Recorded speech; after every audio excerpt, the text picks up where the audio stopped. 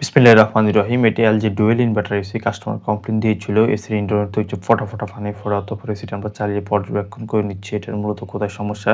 অতঃপর ইনডোর ইউনিটের যে কেসিং সেটা আমরা খুলে নেই। কেসিং খুলে আমরা দেখতে পাই এটার যে টের মধ্যে হচ্ছে পানি জমা থাকে, সঠিকভাবে হচ্ছে পানি আউট হতে পারে না। অতঃপর এক্সট্রা পানি দিয়ে হচ্ছে আমরা ট্রাই করে নেই। দেখতে পাই যে এখানে ড্রেন লাইনে হচ্ছে ময়লা থাকার কারণে হচ্ছে পানি সঠিকভাবে আউট হতে পারে না।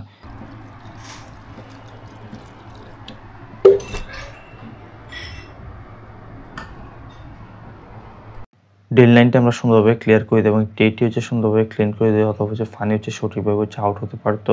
ফাইনালি হচ্ছে কেসিংগুলো আমরা হচ্ছে পর্যায়ক্রমে হচ্ছে লাগিয়ে নেই। এটার এয়ার ফিল্টারের যে লোকেশন এটা হচ্ছে কেসিংয়ের উপরের সাইড হচ্ছে সেট করা থাকে। এয়ার ফিল্টার সেট করা হয়ে গেলে অতঃপর পুনরায় হচ্ছে আমরা এসিটি চালিয়ে চেক করে নিচ্ছি এটার ওয়াটার লিকের যে সমস্যা সেটা রয়েছে কিনা। অতঃপর আমরা পর্যবেক্ষণ করি আর ওয়াটার লিকের যে সমস্যা সেটি হচ্ছে পাইনি। দেখা হবে নতুন কোনো ভিডিওতে। ভালো থাকবেন। আল্লাহ হাফেজ।